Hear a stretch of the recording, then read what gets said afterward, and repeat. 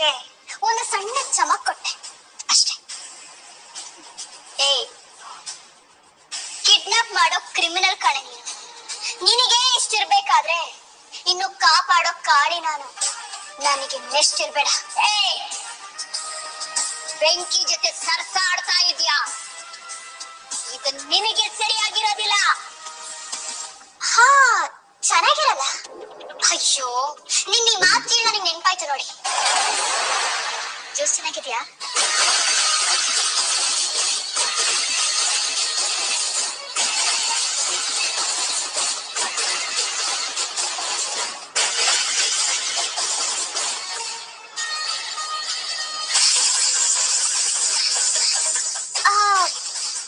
ಎರಡು ನಿಮಿಷದಲ್ಲಿ ಕೆಲಸ ಶುರುವಾಗಬೇಕಾಗಿತ್ತಲ್ಲ.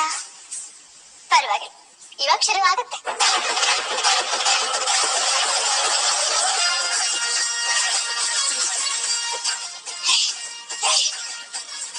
ಏನೇ ಹಾಕಿದೆ ಇದರಲ್ಲಿ? ಅಯ್ಯೋ, ನೀವು ಜೋರಾಗಿ ಕೂಗಾಡಬಾರ್ದು. ಅಯ್ಯೋ, ನಾನು ಕೂಗಾಡಲ್ಲ. ಇಷ್ಟೊಂದು ಭಯ ಪಡ್ಕೋಬಾರ್ದು ಗಂಗಾ. ನಾನು ಭಯ ಪಡ್ದಿಲ್ಲ.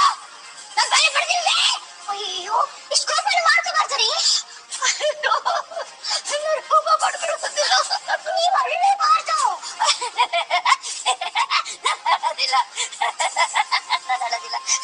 ಈ ವಿಷಯ ಹೇಗೆ ತೆಗೆದು ಹೇಳ್ಬಾರ್ಗವಿ. ಹೇಗೆ ತೆಗೆದು ಹೇಳೆ, ಪ್ಲೀಸ್ ಹೇಳೆ. ಹಾಸ್ಪಿಟಲ್ಗೆ ಹೋಗ್ಬೇಕು. ಅಯ್ಯೋ, ತಲೆ ಸುತ್ತಾ ಇದೆ. ಅಯ್ಯೋ ಅಮ್ಮ. ವೈಟಮಿನ್ ಟ್ಯಾಬ್ಲೆಟ್ ತಗೊಂಡ್ರೆ ತಲೆ ಸುತ್ತ ಬರುತ್ತಾ?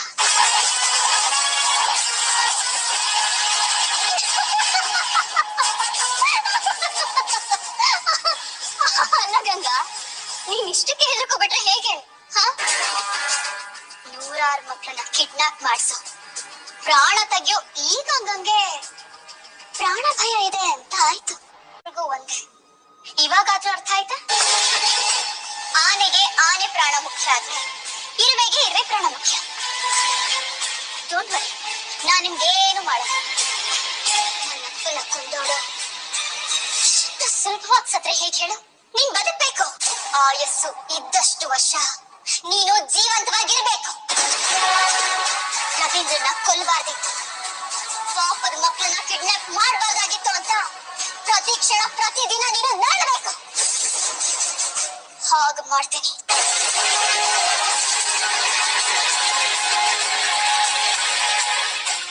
ನಮ್ಮಪ್ಪನ ಗುರಿಯಾಗಿ ನಮ್ಮ ಮಾವನ ಮೇಲೆ ಹಾಕಿದೆಯಲ್ಲ ಸುಳ್ಳು ಕೇಸು, ಅದ್ರ ಬದಲಾಗಿ ನಿನ್ನ ನಿಜವಾದ ಮುಖಾನ ಕೋರ್ಟ್ನಲ್ಲಿ ಬಯಲು ಮಾಡ್ತೀನಿ.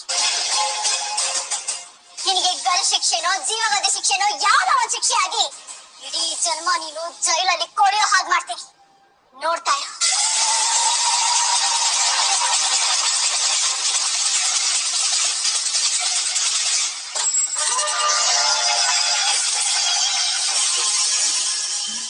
ಪಾಪ, ನನ್ನ ಬೇಯಿಸ್ತಿರೋದಕ್ಕೆ ಇವೆಲ್ಲ ಎಷ್ಟು ಕಷ್ಟಪಟ್ರಿ ಅಲ್ವಾ ಮಾವ? ಇಷ್ಟು ವರ್ಷ ನಮ್ಮನ್ನೆಲ್ಲ ಚೆನ್ನಾಗಿ ನೋಡ್ಕೊಂಡು ಲಕ್ಸುರಿ ಲೈಫ್ ನ ಕೊಟ್ಟವ್ರು ನೀವು. ನೀವಿಂತ ಮಾತನ್ನ ಹೇಳ್ಬಾರ್ದು. ನೀವ್ ವಾಪಸ್ ಬಂದಿರೋ ಖುಷಿ ಮುಂದೆ ಈ ಆಸ್ತಿ ಒಡವೆ ಇದೆಲ್ಲ ಯಾವ ಲೆಕ್ಕ ಹೇಳಿ? ನಿಮಗ್ ಕಷ್ಟ ಅಂತ ಬಂದಾಗ ನಾವ್ ಜೊತೆಗ್ ನಿಲ್ಲಲ್ವಾ? ಏನಾದ್ರೆ ಕಷ್ಟ ಕೊಟ್ಟವ್ರಿಗೆ ರಾಜ ಮರ್ಯಾದೆ ಸಿಗ್ತಿದೆಯಲ್ಲ, ಅದನ್ನ ನೋಡಕ್ ಸ್ವಲ್ಪ ಕಷ್ಟ ಆಗ್ತಿದೆ ಅಷ್ಟೇ ಮಾವ. ನೀನೇನ್ ಹೇಳಕ್ ಬರ್ತಿದ್ಯಾ? ಹೌದು ಮಾವ, ನಿಮ್ಗೆ ಏನು ಆಗ್ಬಾರ್ದು, ನಿಮ್ಮೇನೊಂದ್ ಸಣ್ಣ ಗೀಟು ಬೀಳ್ಬಾರ್ದು ಅಂತ ನಾವೆಲ್ಲ ಇದ್ರೆ ಭಾರ್ಗವಿ ನಿಮ್ಮನ್ನ ಸೋಲ್ಸಕ್ಕೆ ಹೊಂಚಾಗ್ತಾ ಕಾಯ್ತಾ ಇದ್ಲು. ಇಷ್ಟಕ್ಕೆಲ್ಲ ಕಾರಣ ಅವಳೇ ಮಾವ. ಹೋಗಿ ಹೋಗಿ ಅಂತೊಳ್ಳೆ ತಲೆ ಮೇಲೆ ಕೂರಿಸ್ಕೊತಾ ಇದೀರಲ್ಲ ನೀವು. ನೀನು ನನ್ನ ಮೇಲೆ ಇಟ್ಟಿರೋ ಪ್ರೀತಿ ಗೌರವಕ್ಕೆ ತುಂಬಾ ಥ್ಯಾಂಕ್ಸ್. ಆದ್ರೆ ಸುಮ್ನೆ ಭಾರ್ಗವಿನ್ ಬೈಬೇಡ. ಆ ಭಾರ್ಗವಿ ಮಾಡಿರೋ ತಪ್ಪಿಗೆ ನೀವ್ ಶಿಕ್ಷೆ ಅನುಭವಿಸೋಕಾಗ್ಲಿಲ್ವಾ? ಆದ್ರೆ ಅದು ಅವಳು ಮಾಡಿದ ತಪ್ಪಲ್ಲ, ನನ್ನ ಪಾಪ, ನನ್ನ ಕರ್ಮ. ಜೀವನ ಅಂದ್ರೆ ಹೀಗೆ ಇರುತ್ತೆ ಅಂತ ಈ ಕೇಸಿಂದ ನನಗೆ ಅರ್ಥ ಆಗಿದೆ. ಸುಮ್ನೆ ನಾನು ಮಾಡಿದ ತಪ್ಪಿಗೆ ಭಾರ್ಗವಿ ದೂಷಿಸಬೇಡಿ. ಯು ನೋ ಸಮಥಿಂಗ್ ಇರಲ್ಲ, ಭಾರ್ಗವಿ ಇರ್ಲಿಲ್ಲ ಅಂದಿದ್ರೆ ಇವತ್ತು ನಾನು ಮನೆಗೆ ಬರಕ್ಕೆ ಸಾಧ್ಯ ಆಗ್ತಿರ್ಲಿಲ್ಲ. ಏನ್ ಹೇಳ್ತಾ ಇದ್ದೀರಾ ಜೆಪಿ? ನಿಮ್ಗೇನಾದ್ರು ತಲೆ ಕೆಟ್ಟಿದ್ಯಾ? ನಿರ್ಮಲಾ, ನೀನ್ ಯಾವತ್ತು ಭಾರ್ಗವಿ ಬಗ್ಗೆ ಹಗುರವಾಗಿ ಮಾತಾಡ್ಬೇಡ. ಶಕ್ತಿ ಶಕ್ತಿ ಪ್ರಸಾದ್ ಭೂಪತಿ ಅವನು ಬಂದಾಗೆಲ್ಲ ಅಣ್ಣ ಅಣ್ಣ ಅಂತ ಕರೀತಿದ್ಯಲ್ಲ, ಅವನು ನನ್ನ ಬೆನ್ನಿಗೆ ಚೂರಿ ಹಾಕಿದಾನೆ. ಕೇವಲ ಕೆಮಿಕಲ್ ಸ್ನೇಹದ ಹೆಸರಲ್ಲಿ ನನಗೆ ಎಂತ ದೊಡ್ಡ ದ್ರೋಹ ಮಾಡಿದಾನೆ ಗೊತ್ತಾ ನಿಂಗೆ? ಇವತ್ತು ಅವನು ಗಾಯತ್ರಿ ಒಂದಾಗಿ ನಿಂತಿದ್ದಾರೆ. ನಾನು ಬಿಡುಗಡೆ ಆಗ್ಬಾರ್ದು ಅಂತ ಡೆಲ್ಲಿಯಿಂದ ಆರ್ಕೆನ್ ಕರ್ಕೊಂಡ್ ಬಂದಿದ್ದಾರೆ. ಯು ಡೋಂಟ್ ನೋ ಸಮಥಿಂಗ್ ನಿರ್ಮಲ, ಇವತ್ತು ಆರ್ಕೆ ವಿರುದ್ಧ ನಿಂತು ಮಾತಾಡೋದು ಅಷ್ಟು ಸುಲಭ ಇರ್ಲಿಲ್ಲ. ಭಾರ್ಗವಿ, ನನ್ನ ಸೊಸೆ Bhargavi, she is A fire brand. ಎಷ್ಟು ಕಷ್ಟ ಇದ್ರು ಎಷ್ಟು ಸುಲಭವಾಗಿ ವಾದ ಮಾಡಿ ನನಗೆ ಬೇಲ್ ಕೊಡ್ಸಿದಾರೆ ಗೊತ್ತಾ? ನನ್ನನ್ನು ಉಳಿಸಕ್ಕೆ ಅವಳು ಎಷ್ಟೆಲ್ಲ ಕಷ್ಟಪಟ್ಟಿದ್ದಾಳೆ ಅಂತ ನಿನಗೆ ಗೊತ್ತಾ? ಅಂಡ್ ಯು, ನಮಗಂತೂ ಭಾರ್ಗವಿ ಬಗ್ಗೆ ಗೊತ್ತಿರ್ಲಿಲ್ಲ. ನೀನು ಅವಳ ಅಕ್ಕ ತಾನೆ. ಯಾವತ್ತಾದ್ರೂ ಭಾರ್ಗವಿ ಜೊತೆ ನಿಂತು ಅವಳಿಗೆ ಸಹಾಯ ಮಾಡ್ಬೇಕು ಅನ್ನೋ ಯೋಚನೆ ಮಾಡಿದ್ಯಾ? ಎಲ್ಲ ಮುಗಿದ ಮೇಲೆ ಈಗ ಬಂದು ಮಾತಾಡೋದು ಬಹಳ ಈಸಿ. ಅಲ್ಲ ಮಾವ, ಅದು ಸ್ಟಾಪ್ ಇಟ್ ಬೃಂದ. ಏನೋ ಸಮಥಿಂಗ್ ಇದೇ ಮಿಸ್ಅಂಡರ್ಸ್ಟ್ಯಾಂಡಿಂಗ್ ಇಂದ ಅರ್ಜುನ್ ಭಾರ್ಗವಿ ಮಧ್ಯೆ ಮನಸ್ತಾಪ ಬಂದಿದೆ. ಅದನ್ನೆಲ್ಲ ಸರಿ ಮಾಡೋದು ನಮ್ಗಳ ಜವಾಬ್ದಾರಿ. ನೋಡು ಬೃಂದ, ಇನ್ನು ಮೇಲೆ ನಾವೆಲ್ಲ ಒಗ್ಗಟ್ಟಾಗಿರ್ಬೇಕು. ಆಗ ನಮ್ಮನ್ ಯಾರು ಏನು ಮಾಡಕ್ಕಾಗಲ್ಲ ನಿರ್ಮಲ. ನಿನ್ನಿಬ್ಬರಿಗೂ ಅರ್ಥ ಆಯ್ತು ಅಂತ ಅನ್ಕೊಂಡಿದ್ದೀನಿ.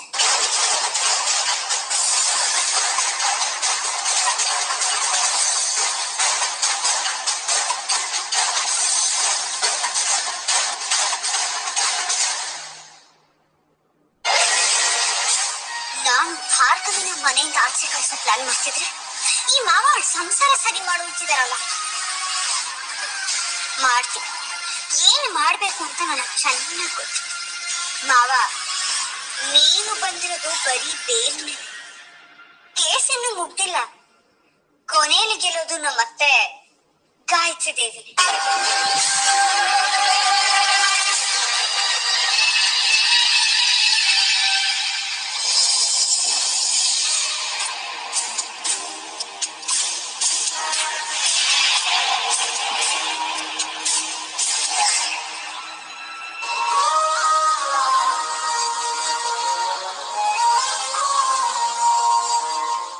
ನಮ್ ಫ್ಯಾಮಿಲಿ ಕಷ್ಟದಲ್ಲಿದ್ದೀವಿ ಅನ್ನೋದನ್ನ ಅರ್ಥ ಮಾಡ್ಕೊಂಡು ಚಿಕ್ಕು ಈ ಮನೆ ಆಧಾರವಾಗಿ ನಿಂತಿದ್ದಾರೆ. ಪ್ರತಿ ಕ್ಷಣ ನಮ್ ಜೊತೆನೆ ಇದ್ದು ಯಾರಿಗೂ ತೊಂದರೆ ಆಗ್ದಿರೋ ಹಾಗೆ ತುಂಬಾ ಕಾಳಜಿಯಿಂದ ನೋಡ್ಕೊಂಡಿದ್ದಾರೆ. ಅಕೌಂಟ್ ಫ್ರೀಸ್ ಆಗಿರೋ ಟೈಮಲ್ಲಿ ಬೇಲ್ ತಗೊಳ್ಳೋದಕ್ಕೆ ದುಡ್ಡು ಹೊಂದಿಸಿದ್ದು ಚಿಕ್ಕುನೆ. ಆ ವಿಷಯ ಎಲ್ಲ ಈಗ ಯಾಕೆ ಅರ್ಜುನ್? ರಾಮನ್ ಜೊತೆ ಲಕ್ಷ್ಮಣ ಕಾಡ್ಗೆ ಹೋಗಿದ್ನಂತೆ. ನಾನ್ ನಮ್ಮಣ್ಣಂಗೋಸ್ಕರ ಇಷ್ಟು ಮಾಡಕ್ಕಾಗಲ್ವಾ? ಅಂತೂ ನೀನ್ ಆಚೆ ಬಂದಿಲ್ಲಣ್ಣ. ಈಗ ನನ್ನ ಮನಸ್ಸು ನಿರಾಳ ಆಯ್ತು. ಇನ್ನು ನಾನು ಯಾವುದಕ್ಕೂ ಹೆದರೋದಿಲ್ಲ ಅಣ್ಣ. ನಮ್ಗೆ ಯಾರ ಕೈಲೂ ದುಡ್ಡೇ ಇರ್ಲಿಲ್ಲ ಅಣ್ಣ. ಏನ್ ಮಾಡೋದು ಅಂತ ತೋಚಿದೆ. ನಾನ್ ಕೆಲ್ಸ ಮಾಡ್ತಾರೋ ಕಂಪ್ನಿಲಿ ಈ ಮನೆನ ಅಡ ಇಟ್ಟು ದುಡ್ಡು ತಂದೆ. ನಿನ್ನ ಕೇಳ್ದೆ ಇಷ್ಟು ದೊಡ್ಡ ನಿರ್ಧಾರ ತಗೊಂಡೆ. ದಯವಿಟ್ಟು ನನ್ನ ಕ್ಷಮಿಸೋಣ. ಹೇ, ನೀನು ಸಮಯಕ್ಕೆ ಏನ್ ತೋಚ್ತೋ ಅದೇ ತರ ಮಾಡಿದ್ಯಾ. ನೀನ್ ಮಾಡಿರೋ ಸಹಾಯನ ನಾನು ಖಂಡಿತ ಮರೆಯಲ್ಲ ಜಗನ್. ಅಯ್ಯೋ, ಏನಣ್ಣ ಇದೆಲ್ಲ ಸಹಾಯ ಅದು ಇದು ಅನ್ಕೊಂಡು. ನೋಡೋಣ, ಈಗ ಬೇಲ್ಗೋಸ್ಕರ ತಗೊಂಡಿರೋ ದುಡ್ಡಿನ ಬಗ್ಗೆ ನೀನು ಸ್ವಲ್ಪನೂ ತಲೆ ಕೆಡಿಸ್ಕೊಬೇಡ. ಪೂರ್ತಿ ಅಮೌಂಟ್ ಕೊಟ್ಟು ನಾನು ಈ ಮನೆನ ಬಿಡಿಸ್ಕೋತೀನಿ. ಮತ್ತೆ ಈ ಮನೆ ನಮ್ಗೆ ವಾಪಸ್ ಸಿಗೋ ಹಾಗೆ ಮಾಡ್ತೀನಿ. ಹುಟ್ಟಿದಾಗಿಂದ ನಿನ್ ಋಣದಲ್ಲಿರೋ ನನಗೆ ಸಣ್ಣ ಸೇವೆ ಮಾಡೋ ಅವಕಾಶ ಕೊಡೋಣ.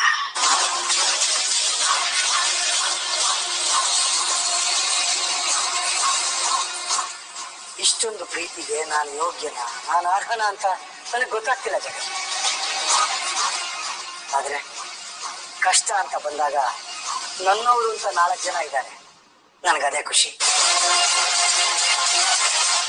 ನಿನ್ನ ನನ್ನ ತಮ್ಮ ಅಂತ ಹೇಳ್ಕೊಳಕ್ಕೆ ನಂಗೆ ತುಂಬಾ ಹೆಮ್ಮೆ ಆಗ್ತಿದೆ ಜಗನ್.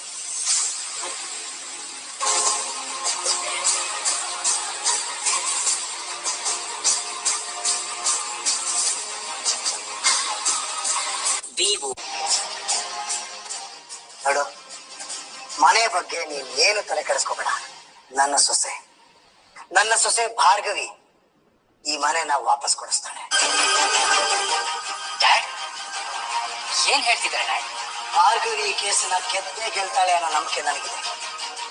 ಅಷ್ಟೇ ಅಲ್ಲ, ಕಳ್ಕೊಂಡಿರೋದನ್ನೆಲ್ಲ ಮತ್ತೆ ವಾಪಸ್ ಕೊಡಿಸ್ತಾಳೆ. ಇನ್ ಸ್ವಲ್ಪ ದಿನ ನಾವೆಲ್ಲ ಅಡ್ಜಸ್ಟ್ ಮಾಡ್ಕೋಬೇಕು ಅಷ್ಟೇ. ಅಣ್ಣ, ಭಾರ್ಗವಿ ಕೈಲಿ ನಿಮ್ಗೆ ಬೇಲ್ ಕೊಡ್ಸೋದಕ್ಕೆ ಕಷ್ಟ ಆಯ್ತು. ನೀವು ಅವಳನ್ನ ಅತಿಯಾಗಿ ನಂಬೇಡಿ. ಇಷ್ಟು ದಿನ ನಾನು ಅವಳನ್ನ ತಪ್ಪಾಗಿ ಅರ್ಥ ಮಾಡ್ಕೊಂಡಿದ್ದೆ ಜಗ. ಅವಳ ಕೋಪ, ಹಠ, ಅವಳ ನೇರ ಮಾತಿನ ಹಿಂದೆ ಅವಳಿಗಿರೋ ಪ್ರೀತಿ, ಕಾಳಜಿ ನನಗೆ ಅರ್ಥನೇ ಆಗಿರ್ಲಿಲ್ಲ. ಆದ್ರೆ ಅವಳು ಕೋರ್ಟ್ ಅಲ್ಲಿ ನನ್ನ ಪರವಾಗಿ ವಾದ ಮಾಡ್ತಿರುವಾಗ ಫಾರ್ ದ ಫಸ್ಟ್ ಟೈಮ್ ಅವಳು ಏನು ಅಂತ ನನಗೆ ಅರ್ಥ ಆಯ್ತು. ಅವರಪ್ಪ ರವೀಂದ್ರನ್ ಪರವಾಗಿ ಅವಳು ಹೇಗೆ ವಾದ ಮಾಡಿದ್ಲು, ಅಷ್ಟೇ ಶ್ರದ್ಧೆಯಿಂದ ವಾದ ಮಾಡಿ ನನ್ನನ್ನ ಉಳಿಸಕ್ಕೆ ಪ್ರಯತ್ನ ಪಟ್ಲು. ಅವಳು ನನ್ನನ್ನ ಎಂಥ ಎತ್ತರದ ಸ್ಥಾನದಲ್ಲಿ ಇಟ್ಟಿದ್ದಾಳೆ ಗೊತ್ತಾ ಜಗನ್. ಅವಳ ಬಗ್ಗೆ ಇನ್ನೂ ನಾವು ಅನುಮಾನ ಪಟ್ರೆ ನಮ್ಮಂಥ ಮೂರ್ಖರು ಇನ್ಯಾರೂ ಇರೋದಿಲ್ಲ. Arjun, I wish you were there. Bhargavi ಹೇಳಿರೋ ಒಂದೊಂದು ಪಾಯಿಂಟ್ ಕೂಡ ನಾವು ಕೇಸ್ ಗೆಲ್ಬೋದಿತ್ತು. ಅದೇನ್ ಮಾಡೋದು, ನಮ್ಮ ಎದುರುಗಡೆ ಇರೋ ನೀಚರು ತಮ್ಮ ಮೋಸನ ಮುಂದುವರಿಸ್ತಾನೆ ಇದ್ದಾರೆ. ಅವ್ರ ಎಲ್ಲಾ ಸಾಕ್ಷಿಗಳು ನನ್ನ ವಿರುದ್ಧವಾಗಿ ಇತ್ತು. ಇನ್ನೇನು ನನ್ನ ಜೀವನ ಮುಗ್ದೇ ಹೋಯ್ತು ಅನ್ಕೊಂತಿದ್ದೆ. ಆದ್ರೆ ಭಾರ್ಗವಿ ಎಷ್ಟು ಚಾಲಾಕಿತನದಿಂದ ಬೇಲ್ ಕೇಳಿದ್ರು ಗೊತ್ತಾ. ಅವಳು ಬೇಲ್ ಕೇಳಿದ ರೀತಿ ನೋಡಿ ಆರ್ಕೆ ಸ್ವತಃ ಬೇಲ್ ಕೊಡಬಹುದು ಅಂತ ಹೇಳ್ದ. ಅವಳು ವಾದ ಮಾಡಿದ್ ನೋಡಿ ಒಂದು ಕ್ಷಣ ನಾನೇ ಮೂಕನಾಗ್ಬಿಟ್ಟೆ. ಇನ್ನೇನ್ ಸಾವು ನನ್ನ ಕಣ್ಣು ಮುಂದೆ ಬಂತು ಅಂದಾಗ ನನ್ನನ್ನ ಕಾಪಾಡ್ದವಳು ಭಾರ್ಗವಿ. ಈಗ ಮತ್ತೆ ನನ್ನ ಮನೆ ಕರ್ಕೊಂಡ್ ಬಂದಿದ್ದಾಳೆ. ಬದುಕೋ ಹುಮ್ಮಸ್ ಕೊಟ್ಟಿದ್ದಾಳೆ. ಈ ಜೆ.ಪಿ. ಪಾಟೀಲ್ ಬದುಕಿಗೆ ಒಂದು ಅರ್ಥ ಕೊಟ್ಟಿದ್ದಾಳೆ. ಅವಳೊಬ್ಬಳು ಸಾಕು ಈ ಕೇಸ್ ಗೆಲ್ಲೋದಕ್ಕೆ.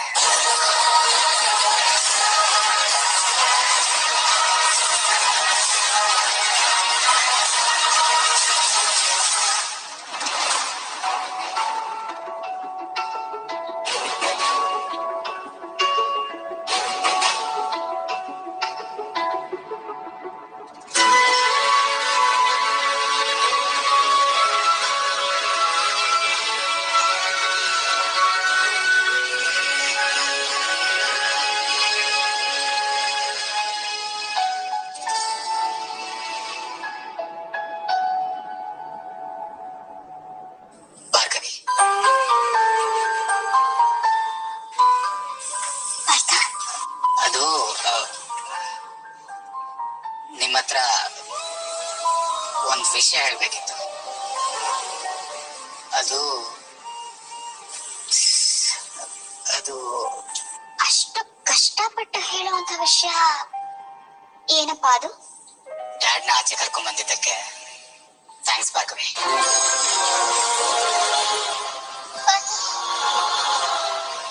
ಅವರು ನನ್ನ ಮಾವ, ಅವ್ರನ್ನ ಕಾಪಾಡ್ಕೊಳ್ಳೋ ಕರ್ತವ್ಯ ನಂದೆ.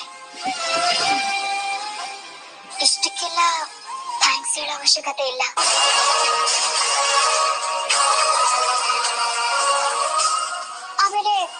ವಿಷಯ, ನೀವಿವಾಗ ಥ್ಯಾಂಕ್ಸ್ ಹೇಳಿದ್ದು ಹೆಂಡತಿ ಜೊತೆ ಮಾತಾಡ್ತಿರೋ ಗಂಡನಾಗ ಅಥವಾ ಲಾಯರ್ ಜೊತೆ ಮಾತಾಡ್ತಾ ಇರೋ ಕ್ಲೈಂಟ್ ಆಗ?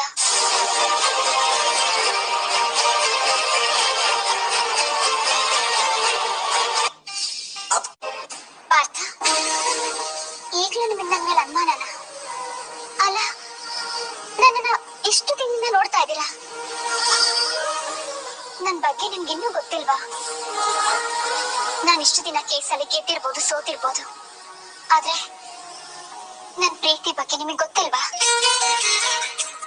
ನನ್ ಯೋಚನೆ ಬಗ್ಗೆ, ನನ್ ಪ್ರೀತಿ ಬಗ್ಗೆ ನಿಮ್ಗೆ ಅರ್ಥ ಆಗ್ತಿಲ್ವಾ? ಪಾರ್ಥ, ಅವತ್ತು ಇವತ್ತು ನನ್ ಮಾವ ಮಾಡ್ತಿದ್ದಂತ ತಪ್ಪು ಕೆಲಸಗಳ ಬಗ್ಗೆ ಕಂಪ್ಲೇಂಟ್ ಮಾಡ್ತಾ ಇದ್ನೆ ಹೊರತು ನನ್ಗೂ ಅವ್ರ ಮೇಲೆ ಯಾವುದೇ ದ್ವೇಷ ಇಲ್ಲ. ನನ್ನಪ್ಪ ನನ್ನ ಮನ್ಸಲ್ಲಿ ಯಾವ ಸ್ಥಾನದಲ್ಲಿದ್ದಾರೋ ಮಾವ ಕೂಡ ಅದೇ ಸ್ಥಾನದಲ್ಲಿದ್ದಾರೆ. ನನ್ ಕೋಪ ಕಾಣಿಸೋ ನಿಮ್ಗೆ ನನ್ ಕಾಳಜಿ ಕಾಣಿಸ್ತಾ ಇಲ್ವಾ? ನಾನ್ ಆಡೋ ಮಾತಿಗೆ ಅರ್ಥ ಹುಡ್ಕೋ ನಿಮ್ಗೆ ನನ್ ಮನ್ಸಿನ ಮಾತು ಕೇಳಿಸ್ತಾ ಇಲ್ವಾ? ಹೇಳಿ ಪಾರ್ಥ, ನನ್ ಮನ್ಸಿನ ಮಾತು ನಿಮಗೆ ಅರ್ಥ ಆಗ್ತಿಲ್ವಾ?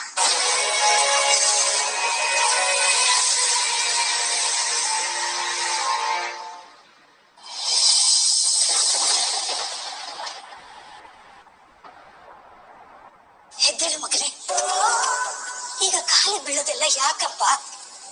ಅಮ್ಮನ ಕಾಲಕ್ಕೆ ಬೀಳಕ್ಕೆ ಮುಜುಗರ ಯಾಕಮ್ಮ?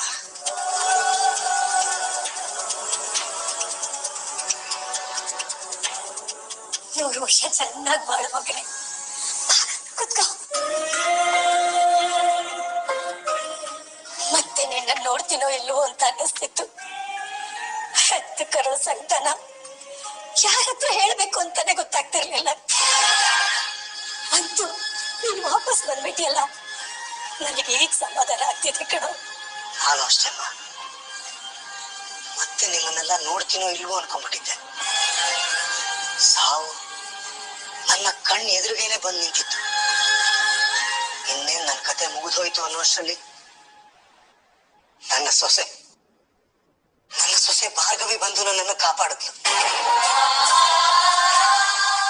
ಈಗ ವಾಪಸ್ ಬಂದಿರೋದು, ಮತ್ತೆ ನಿನ್ ಜೊತೆ ಹೀಗೆ ಮಾತಾಡ್ತಿರೋದು ನನಗ್ ಸಿಕ್ಕಿರೋ ಮರುಜನ್ಮ ಕಣಮ್ಮ. ಈಗ ತಾನೇ ಹುಟ್ಟಿರೋ ಮಗು ಮೊದಲನೇ ಸತಿ ಪ್ರಪಂಚ ನೋಡುತ್ತಲ್ಲ, ಅಷ್ಟು ಖುಷಿ ಆಗ್ತಾ ಇದೆ. ಹೀಗೆಲ್ಲ ಆದ್ಮೇಲೆ ನಾನ್ ತಿಳ್ಕೊಂಡಿದ್ದು ಬರೀ ಜೀವನದ ಬೆಲೆ ಅಲ್ಲಮ್ಮ, ನಿನ್ನ ಬೆಲೆ, ನಿಮ್ಮೆಲ್ಲರ ಬೆಲೆ.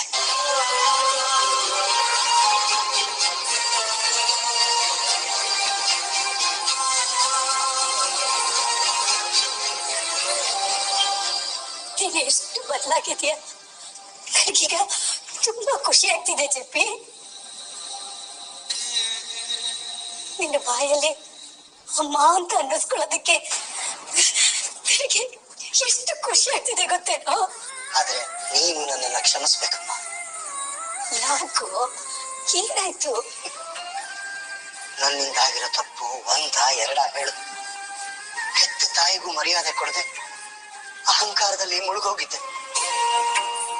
ಹೆಣ್ಣು ಅಂದ್ರೆ ಮನೇಲೇ ಇರ್ಬೇಕು, ಮನೆ ಕೆಲ್ಸಕ್ಕೆ ಮಾತ್ರ ಲಾಯಕು ಅನ್ನೋ ಕೆಟ್ಟ ಭಾವನೆ ನನ್ನಲ್ಲಿ ಅದು ಹೇಗ್ ತುಂಬಿಕೊಂಡಿತ್ತು ನನಗೆ ಗೊತ್ತಿಲ್ಲ.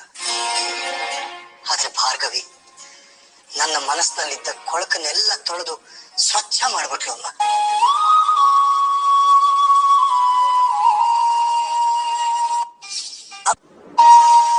ನನ್ ಮಾತಲ್ಲಿ ಅರ್ಥ ಹುಡ್ಕೋ ನಿಮ್ಗೆ ನನ್ ಮನ್ಸಿನ ಮಾತು ಅರ್ಥ ಆಗ್ತಿಲ್ವಾ? ಹೇಳು ಅರ್ಜುನ್. ಭಾರ್ಗವಿ ಅಷ್ಟು ಪ್ರೀತಿಯಿಂದ ಏನೋ ಕೇಳ್ತಿದ್ದಾಳೆ, ಅವಳ ಪ್ರಶ್ನೆಗೆ ಉತ್ತರ ಕೊಡು. ಇದೇನ್ ಬೃಂದ, ಯಾವಾಗ್ಲೂ ಶಿವ ಪೂಜೆಯಲ್ಲಿ ಕರಡಿ ಬಿಟ್ಟ ಹಾಗೆ ಎಲ್ಲಾ ವಿಷಯದಲ್ಲೂ ಮೂಗ್ ತೋರಿಸ್ಕೊಂಡ್ ಬರ್ತೀಯಲ್ಲ? ನೋಡು, ಇದು ನಮ್ ಪರ್ಸನಲ್ ಮ್ಯಾಟರ್, ಮಧ್ಯೆ ಬರ್ಬೇಡ.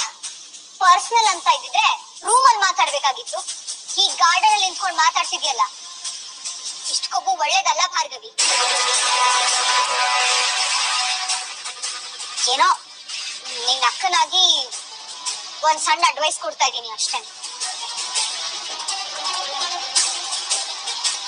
ಪರವಾಗಿಲ್ಲ ಅರ್ಜುನ್, ಉತ್ತರ ಕೊಡು. ಪಾಪ ಭಾರ್ಗವಿ ಅಷ್ಟು ಪ್ರೀತಿಯಿಂದ ನಿನ್ನೇನೋ ಕೇಳ್ತಿದ್ದಾಳೆ. ಆದ್ರೆ ನೀನ್ ಮಾತ್ರ ಯಾವಾಗ ನೋಡಿದ್ರು ಕೋಪ ಮಾಡ್ಕೊಂಡೇ ಇರ್ತೀಯ. ಗಾಯತ್ರಿ ದೇವಿನ ಮನೆ ಕರ್ಕೊಂಡ್ ಬರೋ ಮುಂಚೆನೂ ಹೀಗೆ ಕೇಳಿದ್ಲು. ಮಾವನ್ ಮೇಲೆ ಕೇಸ್ ಹಾಕೋ ಮುಂಚೆನೂ ಹೀಗೆ ಕೇಳಿದ್ಲು. ಕಾಲಿಯಾಗೋ ಮುಂಚೆನೂ ಬಿಟ್ಟು ಹೀಗೆ ಕೇಳಿದ್ಲು. ಕೊನೆಯಲ್ಲಿ ಮಾವನ್ನ ಅರೆಸ್ಟ್ ಮಾಡಿಸೋ ಮುಂಚೆನೂ ನಿನ್ನ ಕೇಳಿನೇ ನಿರ್ಧಾರ ತಗೊಂಡಿದ್ಲು.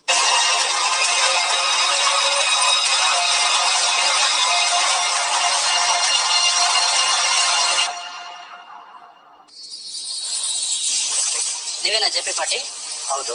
ನೀವು ಈ ಮನೆನ ಕೆಜಿ ಕನ್ಸ್ಟ್ರಕ್ಷನ್ಗೆ ಮಾರಿದಿರಲ್ವಾ, ಅದಕ್ಕೆ ಸೀಸ್ ಮಾಡಕ್ ಬಂದಿದೀವಿ. ವಾಟ್? ನಿಮ್ಗೆ ಹಿಂಗೆ ಹೇಳಿದ್ರೆ ಅರ್ಥ ಆಗಲ್ಲ. ನಮ್ ಬಾಸೆ ಬರ್ತಾ ಇದಾರೆ. ಇದು ನನ್ನ ಮನೆ.